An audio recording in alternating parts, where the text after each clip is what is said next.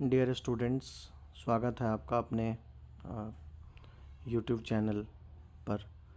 और आज हम लोग अध्याय 5 समकालीन विश्व में सुरक्षा, जो कि अंतर्राष्ट्रीय राजनीति समकालीन विश्व में राजनीति पुस्तक का 5वां अध्याय है कक्षा 12वीं के लिए, उसको डिस्कस करेंगे। तो यदि हम सुरक्षा की बात करें तो पहले हमें सुरक्षा को डिफ़ाइन कर लेना चाहिए। तो सुरक्षा मानव जीवन का प्रमुख घटक है।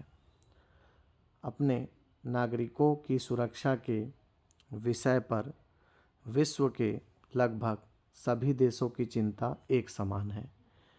मतलब जो सुरक्षा है वो मानवीय जीवन का एक इम्पोर्टेंट कंपोनेंट है, और अपने नागरिकों की सुरक्षा यानी कि अपने सिटीजन्स की सिक्योरिटी जो है वो विश्व के लगभग सभी देशों के लिए एक समान है।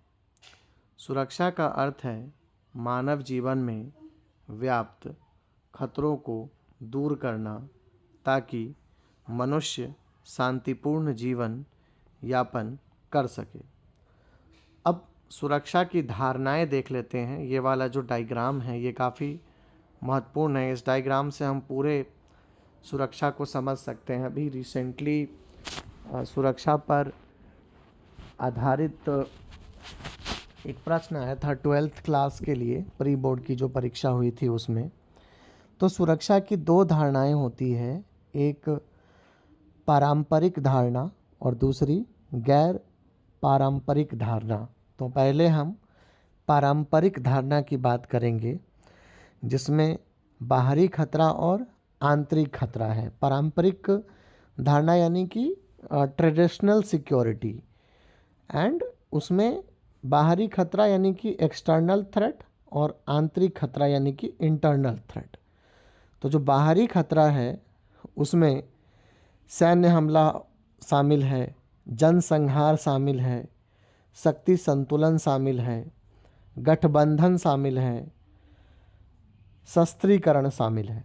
वहीं यदि हम आंतरिक खतरे की बात करें तो कानून व्यवस्था है, अलगाववाद है और गृह युद्ध है।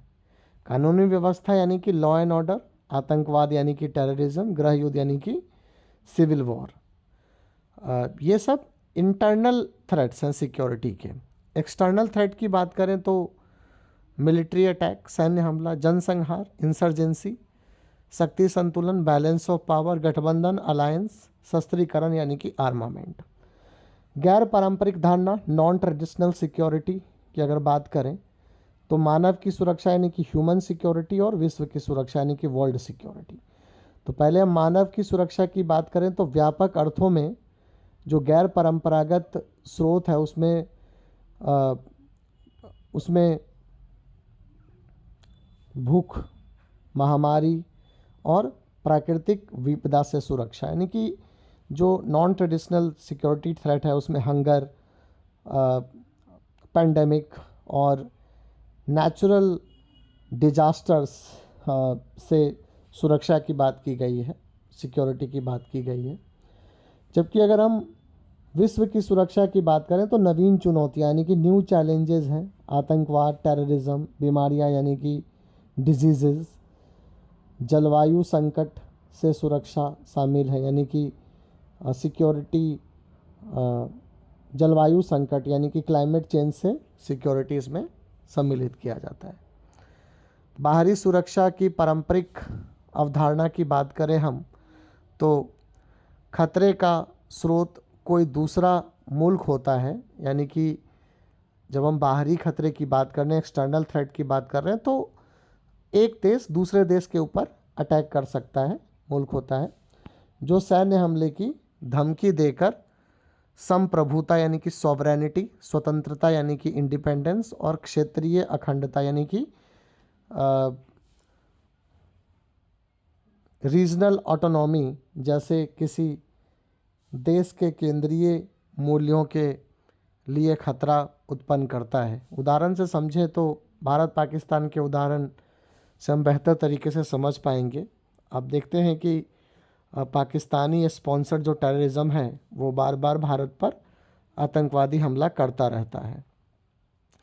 सुरक्षा नीति का संबंध युद्ध की आशंका को रोकने से होता है, जिसे अपरोध कहा जाता है। अब लास्ट टाइम यदि हम सीबीएसई ने जो मिड टर्म एग्ज़ाम लिया था 12th क्लास का इन दिस सेशन 2024, तो उसमें पूछा गया था कि अपरोध किसे कहते हैं, है ना। तो अपरोध का मतलब क्या होता है कि सुरक्षा नीति का संबंध युद्ध की आशंका को रोकने से होता है, यानी कि युद्ध की आशंका को रोकना को हम अपरोध कहते हैं, यानी कि डिटरेंस कहते हैं अंग्रेजी में।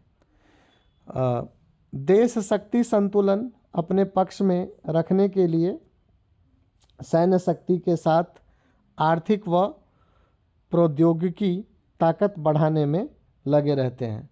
मतलब प्रत्येक देश जो है वो शक्ति संतुलन को, बैलेंस ऑफ पावर को अपने पक्ष में रखना चाहते हैं। शक्ति संतुलन आर्थिक और राजनीतिक हो सकता है, आर्थिक इकोनॉमिकली, मिलिटरली, सैन्य रूप से भी हो सकता है। जैसे क्वाड का हम देखें तो चाइना का जो बढ़ती हुई पावर है, तो उसको कंटेन करने के लिए भारत ने, अमेरिका ने, जो कि यूनाइटेड स्टेट्स ऑफ अमेरिका हम जिसे कहते हैं, ऑस्ट्रेलिया ने तथा जापान ने मिलकर क्वाड बनाया है, जो कि दक्षिण एशिया क्षेत्र में चाइना के बढ़ते प्रभाव को कंटेन करने के लिए है। किसी देश अथवा गठबंधन की तुलना में अपनी ताकत का असर बढ़ाने के लिए देश गठबंधन भी बनाते हैं। मतलब एक देश दूसरे देश की तुलना में अपनी ताकत को बढ़ाने के लिए अन्य देशों के साथ गठबंधन बनाते हैं। क्वाड का एग्जाम्पल ले सकते हैं। क्वाड एक गठबंधन भी, अलायंस भी है, जिसमें रसिया, चाइना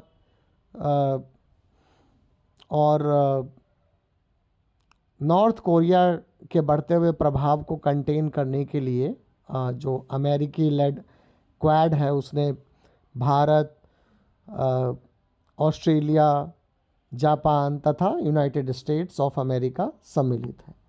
गठबंधन राष्ट्रीय हितों पर आधारित होते हैं, यानी कि alliance is based on national interest. राष्ट्रीय हित बदलने पर गठबंधन भी बदल जाते हैं। When the national interest changes the alliance also changes. जब राष्ट्रीय हित बदल जाता है तो गठबंधन भी बदल जाता है। उदाहरण के लिए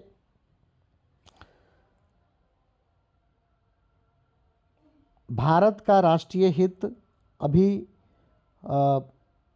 अपनी जो बाउंड्रीज है उसको प्रोटेक्ट करना है। कल होकर के भारत का राष्ट्रीय हित अपने नागरिकों की सुरक्षा करना हो सकता है।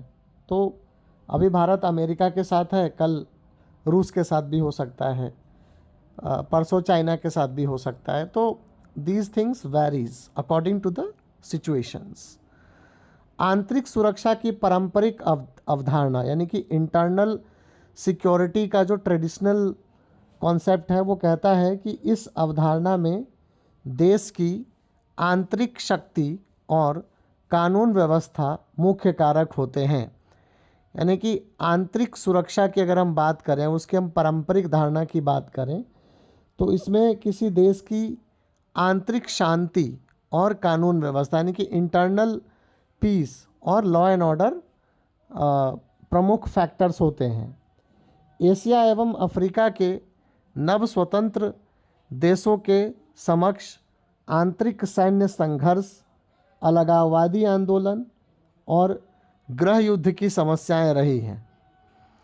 सुरक्षा के पारंपरिक तरीके निशस्त्रीकरण, अस्त्र नियंत्रण तथा विकास की बहाली है। सुरक्षा की अपारंपरिक अवधारणा सैन्य खतरों के साथ साथ मानव अस्तित्व पर आने वाले खतरे से संबंधित है। यानी कि जो सुरक्षा की अपारंपरिक धारणा है, यानी कि नॉन ट्रेडिशनल सिक्योरिटी थ्रेट्स की अगर हम बात करें तो उसमें ह्यूमन सिक्योरिटी सम्मिलित है, मानव ह्यूमन एग्जिस्टेंस के ऊपर जो थ्रेट है वो सम्मिलित है। सुरक्षा के पारंपरिक तरीके निशस्त्रीकरण, अस्त्र नियंत्रण तथा विकास की बहाली है। सुरक्षा की अपारंपरिक अवधारणा सैन्य खतरों के साथ साथ मानव अस्तित्व पर आने वाले खतरों से संबंधित है, जैसा हमने अभी डिस्कस किया। जैसे कि मानव अस्तित्व पे क्या खतरा आ सकता है, पेंडेमिक हो सकता है, फ्लड हो सकता है, नेचुरल डिजास्टर हो सकता है, तो इस तरह के खतरे हैं।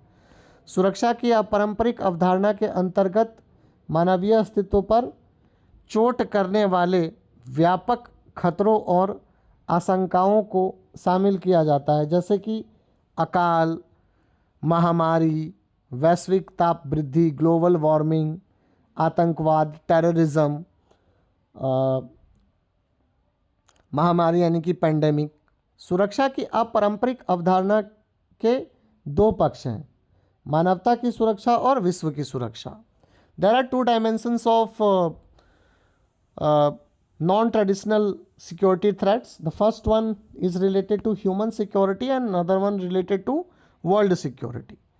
तो सुरक्षा की यह पारंपरिक अवधारणा के अंतर्गत विश्व की सुरक्षा के समक्ष प्रमुख खतरे कुछ इस प्रकार हैं। आतंकवाद है, मानवाधिकार है, वैश्विक निर्धनता है, शस्त्रीकरण की समस्या है, बीमारियां हैं, एड्स, बर्ड फ्लू एवं सार्स।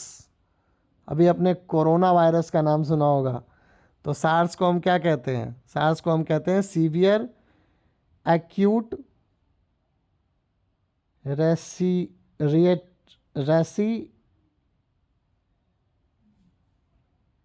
Respiratory syndrome, SARS. यानी कि इसको हम कैसे कह सकते हैं? Severe acute reciprocity syndrome. इसके साथ साथ सहयोग मूलक सुरक्षा की अवधारणा है, जिसमें अपारंपरिक खतरों से निपटने के लिए सैन्य संघर्ष यानी कि मिलिट्री स्ट्रगल की तुलना में अंतर्राष्ट्रीय सहयोग से रणनीतियां तैयार करने पर बल देती है। यद्यपि अंतिम उपाय के रूप में बल प्रयोग किया जा सकता है। सहयोग मूलक सुरक्षा में विभिन्न देशों के अतिरिक्त अंतर्राष्ट्रीय संगठन, संयुक्त राष्ट्र संघ, यूएनओ, विश्व बैंक आदि स्वयंसेवी संगठन, रेड क्रॉस, एमनेस्टी इंटरनेशनल आदि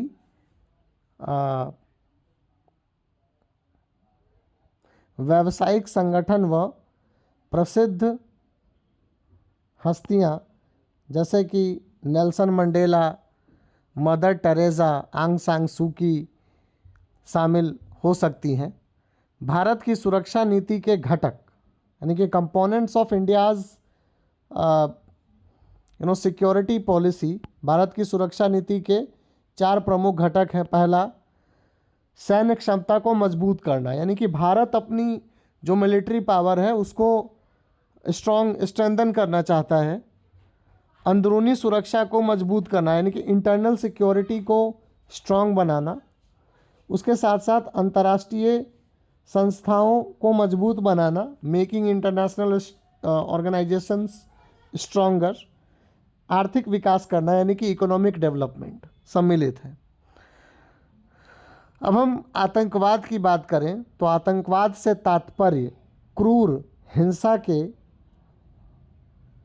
व्यवस्थित प्रयोग से है, जिससे समाज में भय का वातावरण बनता है। तो अभी MCQ क्वेश्चन में पूछा गया था प्री बोर्ड में कि जो आतंकवाद है उसका मुख्य उद्देश्य क्या है। तो आतंकवादी जो है वो मानव को भयभीत करना चाहते हैं, थ्रेटन, फियर में रखना चाहते हैं।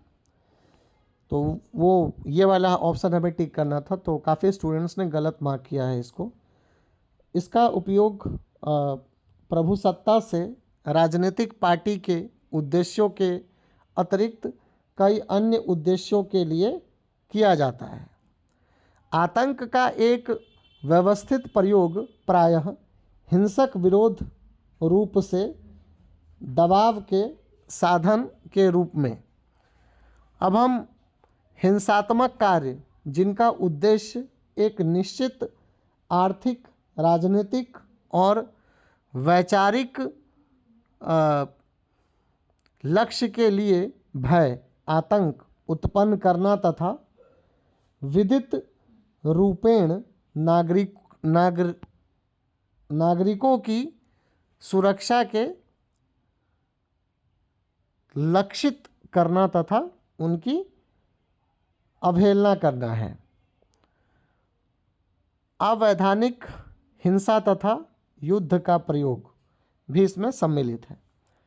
तो ये था हमारा चैप्टर 5 समकालीन विश्व राजनीति, जिसमें हमने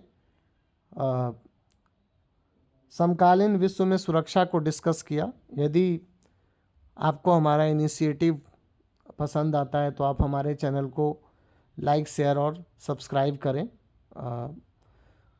आगे आने वाले वीडियोस में हम इस बुक से रिलेटेड और जो हमारी दूसरी पुस्तक है स्वतंत्र भारत में राजनीति, उससे संबंधित वीडियोस अपलोड करते रहेंगे।